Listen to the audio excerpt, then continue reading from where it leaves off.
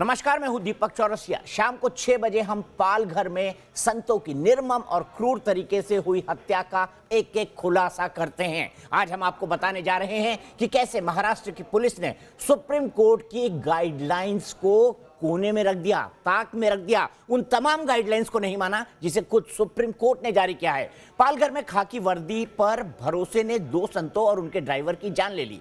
संतों को बचाने गई पुलिस संतों के हाथ झटकती नजर आई। पुलिस ने अपनी ड्यूटी तो नहीं ही निभाई, उल्टे खुद का दामन बचाने के लिए अफवाहों से लेकर न जाने क्या क्या थ्योरी गढ़ डाली। लेकिन लगातार झूठ बोलती आ रही पालघर पुलिस यहां मॉब लिंचिंग रोकने के लिए सुप्रीम कोर्ट की गाइडलाइन को तोड़ती नजर आई।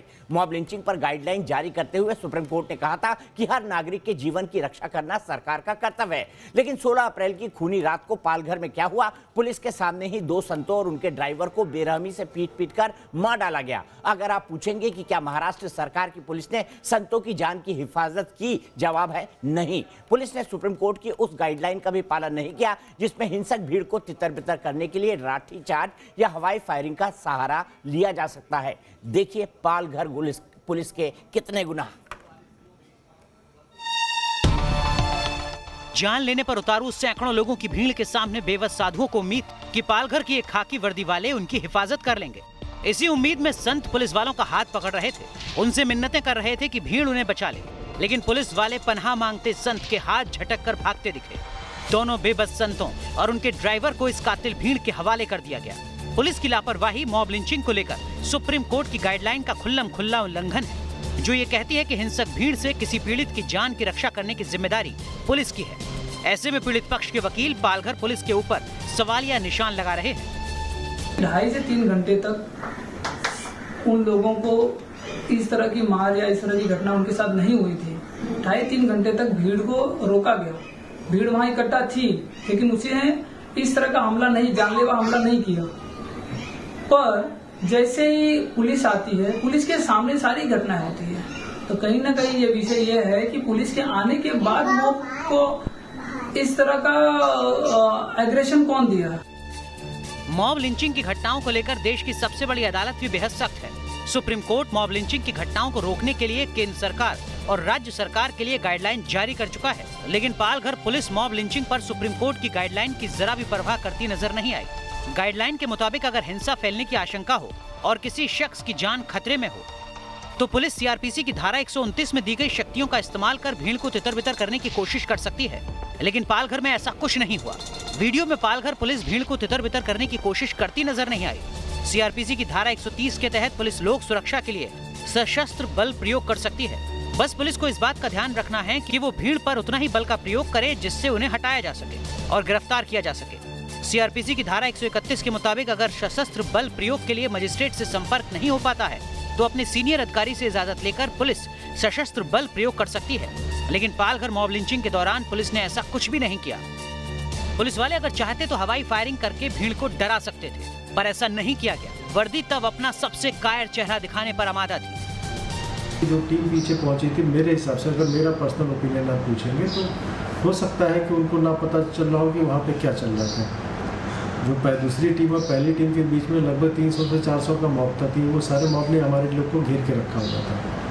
तो हो सकता हो उनका जजमेंट क्लाउड हो गया हो, इस वजह से वो फायर ना कर पाए। पुलिस ने उनको अपने कस्टडी में ले लिया था, फिर भी उनको बचाने का प्रयास नहीं किया।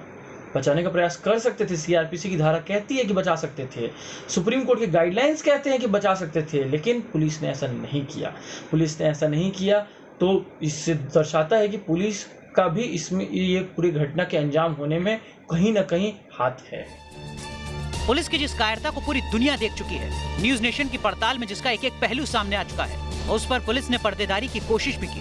पूरी बेशर्मी के साथ अपने महकमे के इन कायरों की करतूत पर लीपापोती की कोशिश की जाने लगी। खुद पालघर के पुलिस कप्तान इस कलंक कथा को मिटाने की कोशिश में जी जान से जुटे नजर आए। खाकी के इन खलनायकों के बचाव में पालघर के एसपी गौरव सिंह ने न्यूज नेशन से बातचीत में पहले कहा कि पुलिस के पास हवाई फायरिंग का कोई कानूनी प्रावधान नहीं, और फिर अपनी ही बात से पलट भी गए।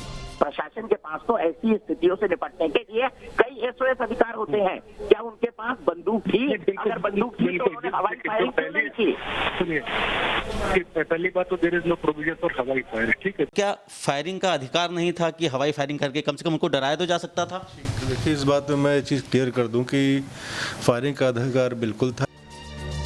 आखिर पुलिस क्यों इतनी बेबस थी कि साधुओं की हत्या कर दी गई और उनकी बंदूकों से एक गोली तक नहीं चली। पुलिस वालों के बचाव में कहा गया कि मौका वारदात पर उनकी संख्या बेहद कम थी, लेकिन इसमें भी पुलिस का एक बड़ा झूठ छिपा है, जिसका खुलासा न्यूज नेशन की पड़ताल में हुआ।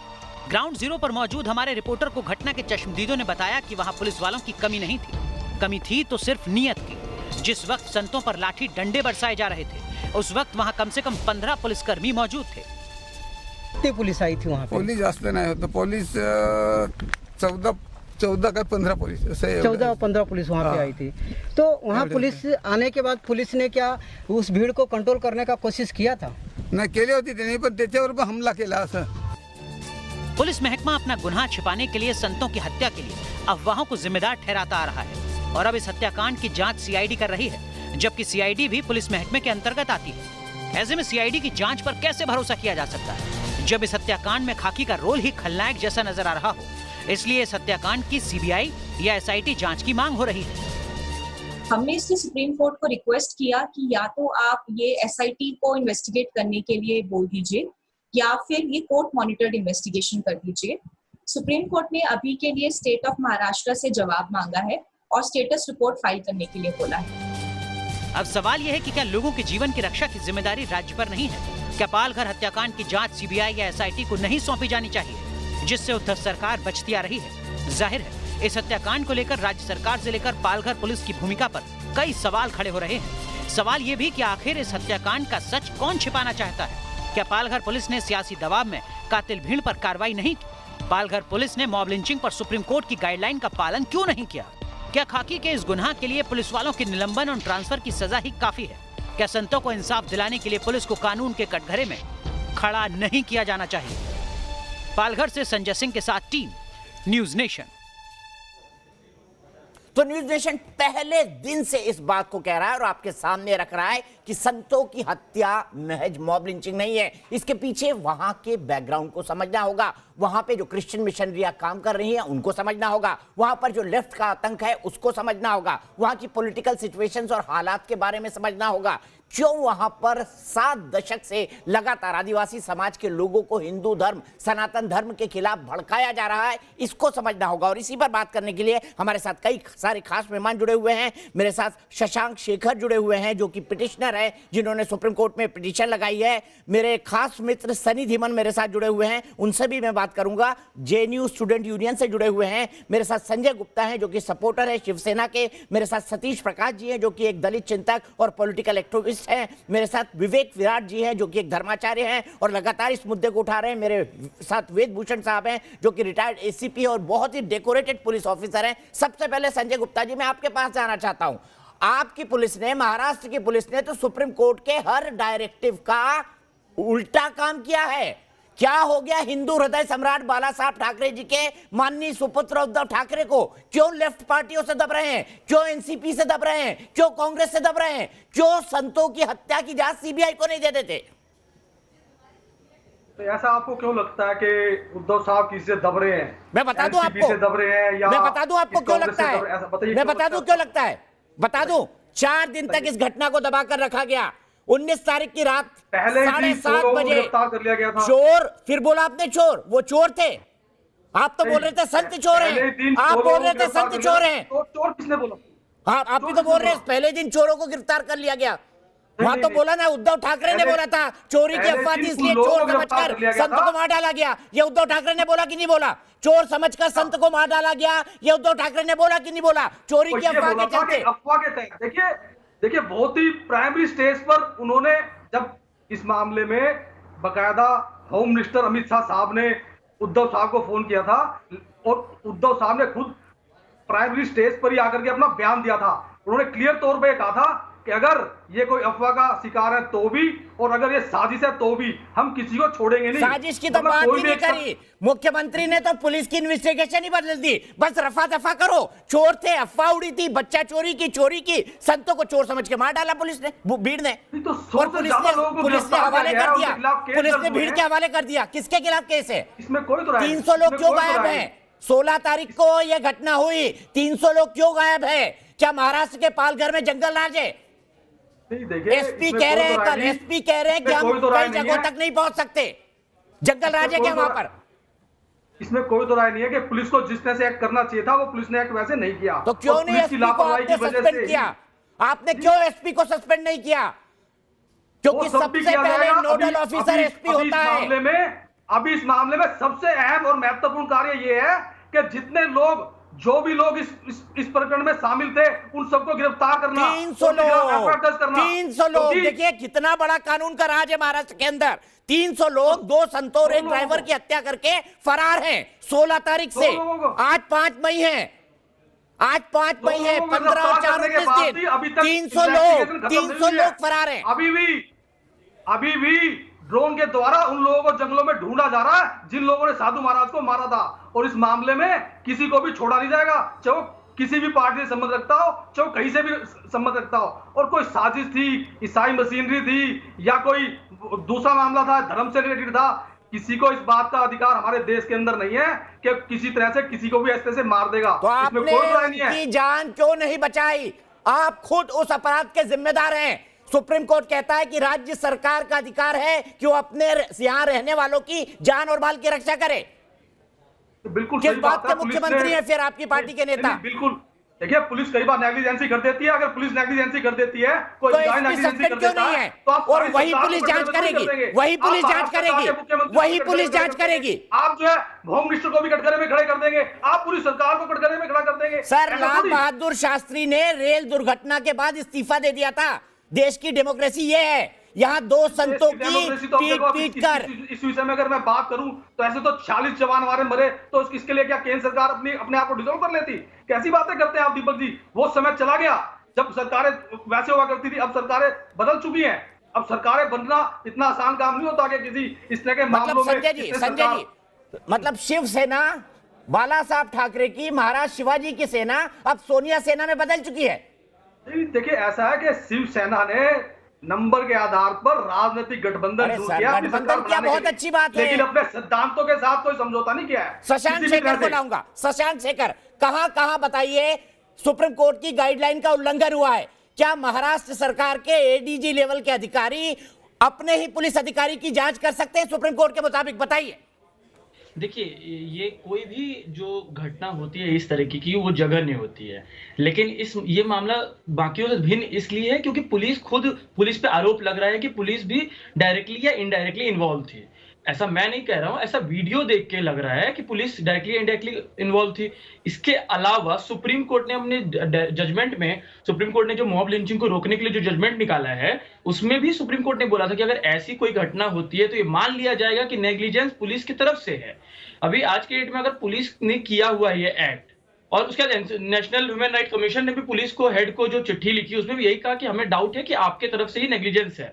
अभी इस केस में अगर पुलिस ही इसकी इन्वेस्टिगेशन करती है तो बहुत ज्यादा चांसेस है कि गलत निकलेगा सारी चीज। अभी गलत निकलने के कारण भी ऑब्वियस है, जो कोई भी लीगल सिस्टम होता है किसी भी देश का, तो वो कुछ फंडामेंटल सिस्टम पे चलता है जिसको बोलते हैं प्रिंसिपल ऑफ नेचुरल जस्टिस।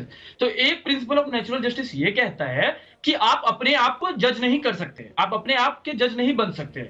इस केस में जिसमें पुलिस खुद आरोपी है, अभी अगर पुलिस सीआईडी को जांच करवाती है, सीआईडी के हेड कौन है? एडीजी लेवल रैंक, वो भी पुलिस के अंदर आते हैं, वो पुलिस वहां की सरकार के अंदर आती है। तो पुलिस सिर्फ इसलिए गड़बड़ नहीं करेगी क्योंकि पुलिस इन्वॉल्व है, पुलिस इसलिए भी गड़बड़ कर सकती है क्योंकि डिपार्टमेंटल बायस हो जाएगा, क्योंकि उनके डिपार्टमेंट का कोई इन्वॉल्व है। मतलब पुलिस के अधिकारी सब कुछ हो गए, क्या राजनेता कोई मायने रखते हैं? नेशनल जस्टिस क्या होम मिनिस्टर साहब कोई मायने रखते हैं? क्या चीफ मिनिस्टर साहब कोई मायने रखते हैं? क्या सिर्फ पुलिस के अधिकारी ही सब कुछ हो गए? क्या वो अगर बाय चांस चीफ मिनिस्टर साहब ने तो डायरेक्शन दे दिया कि इन्वेस्टिगेशन कहां जाएगी। उन्होंने बोला चोरी की अफवाह के चलते संतों की हत्या कर दी गई, उन्होंने बोल दिया और पुलिस यही फाइल बना रही है, पुलिस यही केस बना रही है।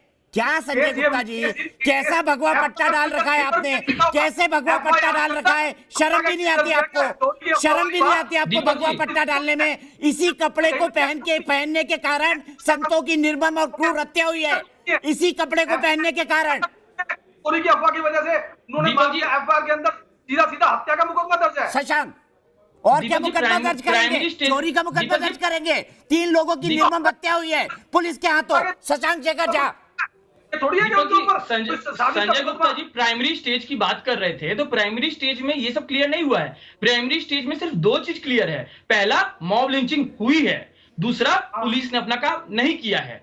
अभी अगर वहां की गवर्नमेंट इन्वॉल्व है कि नहीं, वहां की पुलिस इन्वॉल्व है कि नहीं, वहां के home minister, chief minister involve है कि नहीं, वो तभी क्लियर होगा जब निष्पक्ष जांच हो। निष्पक्ष जांच अगर पुलिस ही अपनी जांच करेगी तो कहां से सच्चाई बाहर निकलेगा?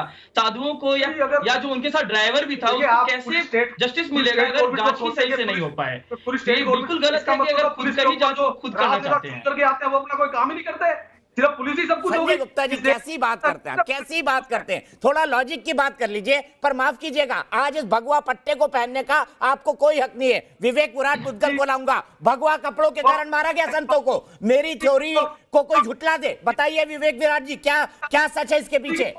क्या इनको ये भगवा कपड़ा पहनने का हक है?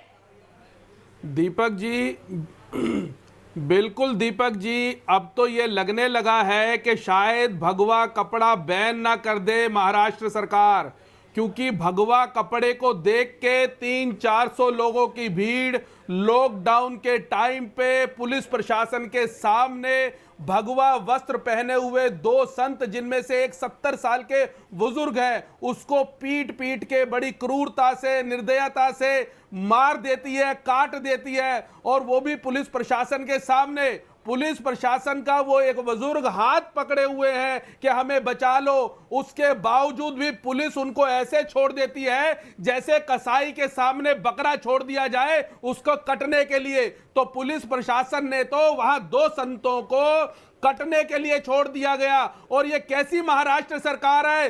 16 तारीख की ये घटना है और आज 5 मई हो गई, पूरे 19 दिन हो गए। 120 लोगों की बार बार बोलते हैं कि हमने एफआईआर कराई, बाकी 300 लोगों को ढूंढा जा रहा है। एक व्यक्ति को ढूंढना मुश्किल हो सकता है, ये 300 व्यक्तियों को ढूंढ नहीं पा रहे। ऐसे क्या वो अफ्रीका के जंगलों में जाके घुस गए या समुद्र में उन्होंने डुबकी लगा दी, समुद्र में जाके छुप गए, जो महाराष्ट्र सरकार की विफलता को दर्शाता है। ठीक है, सनी धीमान के पास चलूंगा। संतों का अपमान है, ये भारत सनातन संस्कृति का अपमान है, सनातन संस्कृति की हत्या है, सनातन धर्म की हत्या है। कौन सी ये महाराष्ट्र सरकार है? कैसी महाराष्ट्र सरकार है?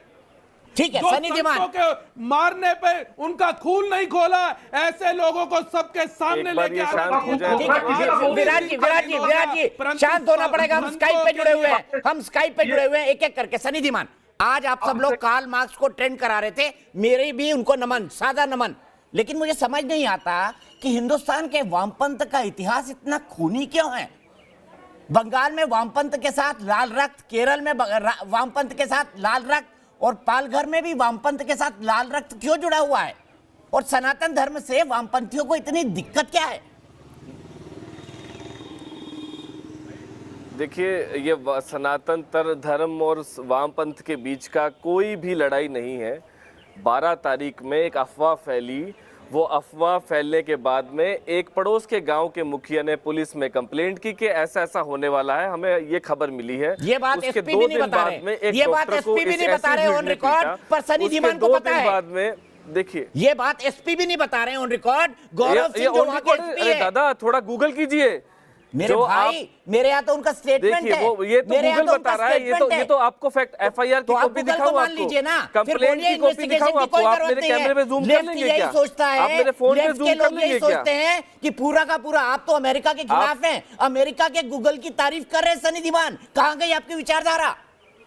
अमेरिका के गूगल से सब तय कर दिया आपने, कहाँ गई आपकी विचारधारा? देखिए, लेफ्ट के बहुत सारे रंग हैं, देखिए वामपंथ के बहुत सारे रंग हैं, और जिस रंग से मैं ताल्लुक रखता हूं वो नेहरू का वामपंथ है, जो समाजवाद की बात करता है। मैं माओवादियों को डिफेंड करने नहीं वाला, उन पर जो करना है करे, लेकिन सच को सच कहने की कुव्वत रखता हूं।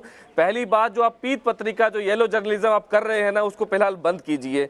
आपको फैक्ट सुनने हैं तो फैक्ट सुनिए, आपको शोर सुनना है, टीआरपी बनानी है तो आप टीआरपी कीजिए। फैक्ट नंबर 1, आप बड़े सवालों को ढकने के लिए बोलिए 30 सेकंड आपके। दीपक जी, आप मुझे 30 सेकंड बोलने देंगे तो बहुत बेहतर होगा। आप और मैं दोनों देश के लिए बोल रहे हैं, तो देश जरा सुन ले कि असली सवाल क्या है। असली सवाल ये है कि देश का ध्यान भटकाया जा रहा है कि जिस वक्त में डॉक्टरों के पास में किट नहीं है, डॉक्टरों के टेस्ट नहीं हो रहे हैं, उस वक्त में 20,000 करोड़ रुपए की पार्लियामेंट के लिए पैसा कहां से आया? जिस वक्त में गरीब लोग जा रहे हैं, पैदल जा रहे हैं, उस वक्त में 8,000 करोड़ का प्रधानमंत्री के लिए जहाज कहां से आया? ठीक है, और 63,000 करोड़ रुपया जो पैसा है माल्या का बाग जो बैठा है दिल्ली में, जो लंदन में बैठा है, उसका माफ कर दिया।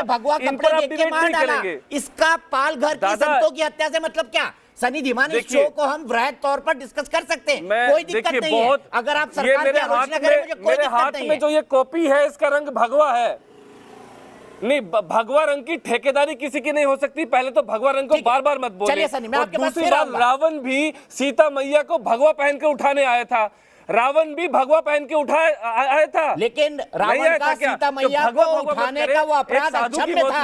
रावण एक विद्वान था, रावण एक शिव साधक था, लेकिन इस अपराध की सजा उसको मौत के तौर पे मिली। मैं सीधे चलता हूँ वेद जी के पास। वेद जी मुझे बताइए, सनी जी आपकी बात हो गई, पालघर की बात कर रहे हैं हम, बाकी मुद्दों पर भी बात करेंगे, बाकी मुद्दों पर भी बात करेंगे, बाकी मुद्दों पर भी बात करेंगे। वेद भूषण जी, यहाँ पर पुलिस की क्रिमिनल नेग्लिजेंस पर क्या करना चाहिए,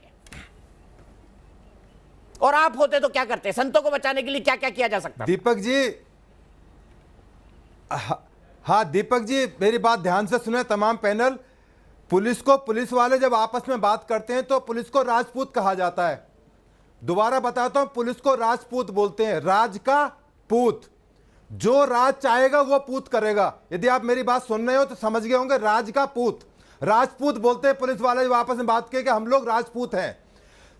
मजबूरी समस्या यह है कि जिन लोगों के हाथ में कमांड आ गई, जिन लोगों के हाथ में ताकत आ गई है, वो लोग सबसे पहले कानून को तोड़ने के नाम पर, आप भी जानते हैं, ये पैनल वाले जानते हैं, मशहूर रहे हैं।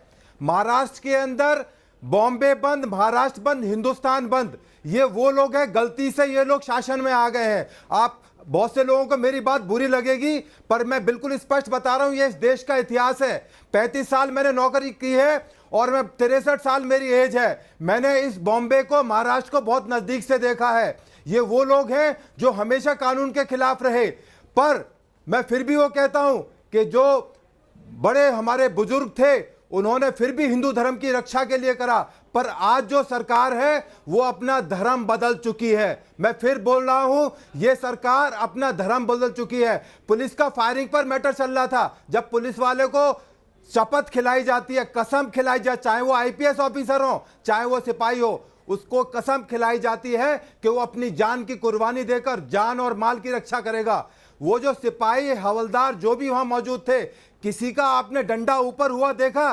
कोई ऐसा एक्शन में नहीं दिखाया गया, बल्कि जो वीडियो दिखा रही है वो दिखा रही है कि पुलिस वालों ने जानबूझकर एक साधु को उस पब्लिक के हवाले कर दिया गया। ये कोई राजधर्म नहीं है, ये ना राजपूत है ना राजधर्म है। इनके खिलाफ सीधा सीधा मुकदमा और जो भी मैक्सिमम पनिशमेंट होती है, बनती है, डिपार्टमेंटल तौर पर भी और कानूनी तौर पर भी। मैं आपको फिर बता रहा हूं, ये अपनी जिम्मेदारियों से चूक गए हैं, भूल गए हैं। क्योंकि इनके ऊपर जो कमांड है, जो इनके पास सरकार है, वो बिल्कुल निकम्मी सरकार बैठी हुई है। कभी उन्होंने कमांड में नहीं रहा दीपक जी, उन्होंने कभी सरकार के अंदर नहीं रहे, केवल सिपाही के विपक्ष में रहे। गलती से उनके हाथ में कमांड आ गई है। ठीक है, और मैं यहाँ पर एक ब्रेक के लिए रुकता हूँ। माफ कीजिएगा सतीश प्रकाश जी, आपसे बात नहीं कर पाया। दूसरे चंक में मैं शुरुआत करूंगा सतीश प्रकाश जी से भी, क्योंकि कई मुद्दे हैं, उनसे भी जुड़े हुए, उनके चिंतन से भी जुड़े हुए। ऐसा क्यों होता है? ब्रेक के बाद।